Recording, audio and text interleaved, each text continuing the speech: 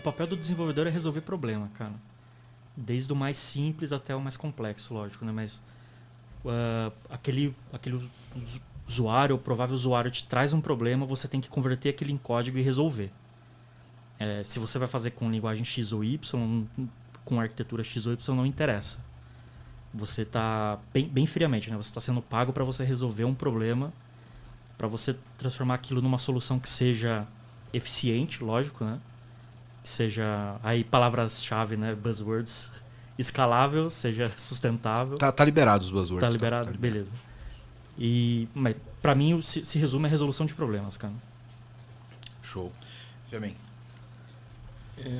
Começar assim, acho que os papéis dentro de tecnologia ele vem mudando ao longo do tempo, né? Eu acho que é uma evolução e aí a forma de preparar o todo, eu acho que vai muito cotada das grandes de tecnologia, né? Do que elas vão cunhando, né? Eu lembro de um artigo da Netflix, acho que de 2018, que ele fala: opere o que você construa. E daí começa todo o conceito de DevOps que a gente vem vindo. E o Build and Run, né? Exato.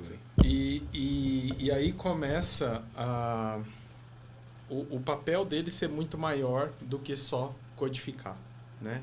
Então, o entendimento do desenho, a forma como ele vai testar, né? E como ele pode ser direcionado com o teste, né? Os TDDs de hoje. Eu acho que tudo isso é o que o desenvolvedor está aprendendo e está evoluindo como papel. Além disso, tem toda a outra parte, né? Como é que ele concilia tudo isso com o conhecimento de negócio? Eu acho que aí tem uma gama grande de assuntos para a gente explorar, né? E até para, como você falou, uma síntese, não vamos continuar só nisso, tá? Eu acho que assim, é um papel que vem em constante evolução, assim como as tecnologias, né? Então você começou lá com um sistema de suporte à decisão, e aí você veio para um BI e veio para um Business Analytics e depois uma inteligência artificial, um Big Data, conforme foi evoluindo a tecnologia.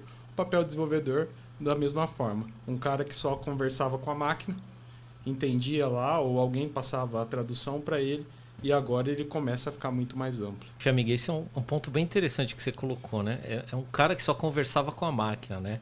A gente ouvia muitos desenvolvedores falar assim: eu não gosto de gente, então eu programo, né? Porque eu interajo com a máquina. Esse cara não existe mais, né? Quer dizer, o mercado dele está diminuindo. Eu acho que é muito mais sobre entender pessoas, entender problemas e, obviamente, depois você transformar isso no seu, né, com o seu conhecimento técnico em soluções, do que simplesmente me dar o que é para fazer que eu faço, né?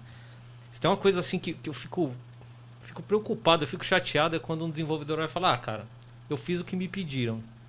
Então você já errou, porque, né, você não fez análise, você não entendeu o problema do cara, você não pensou em problemas. E um ponto importante, né, o Arthur, né? O Arthur colocou assim: o desenvolvedor é um cara que resolve problemas, né? Eu acrescentaria, ele resolve problemas sem adicionar novos problemas, né? Bem importante isso, né, Molina? bem importante, né? Exatamente. E esse ponto que vocês colocaram do como o papel do desenvolvedor foi se complementando,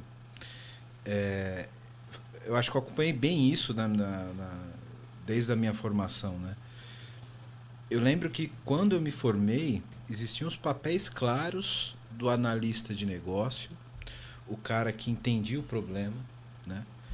E isso geralmente era uma etapa do desenvolvimento de software. Isso como faziam os maias ainda, na época do desenvolvimento em cascata, vocês lembram disso? Então, você ainda tinha uma fase onde tinha um cara que entendia de negócio, entendia de processo.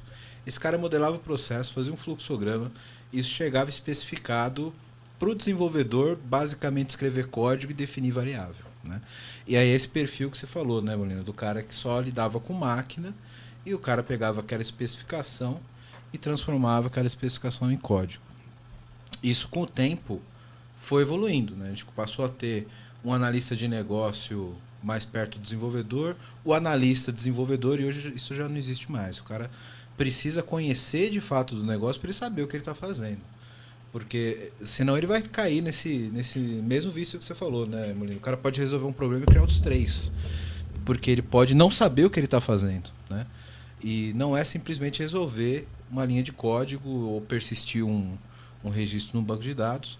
sem você não saber o para quê, a aplicação daquilo dentro de um contexto, né? Exatamente. Qual é o propósito, né? Por que eu estou fazendo aquilo? O desenvolvedor do passado, né? Você falou bastante, você começou a falar, eu lembrei dos tempos, logo quando eu comecei a trabalhar, né? Tinha a área lá, era organização e métodos, né? Fazia o fluxograma. Exato, você lembrou do nome, cara. Tinha fluxograma, aquelas reguinhas. Eu lembrei porque tinha um rapaz que bagunçava muito com a gente, aí ele falava assim, ó, vou passar a especificação e a pizza por baixo da porta, vocês produzem aí. Não vou nem entrar aqui, né?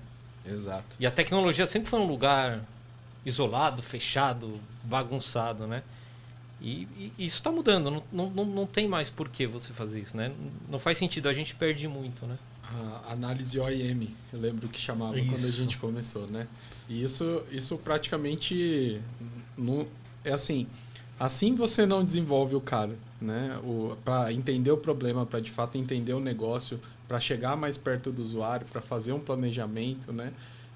O pessoal cada vez mais próximo, a tendência de sair um software mais redondo, com uma qualidade melhor, né? De entendimento de problema, de especificação, de teste, né? Com a qualidade, né? Acima, né?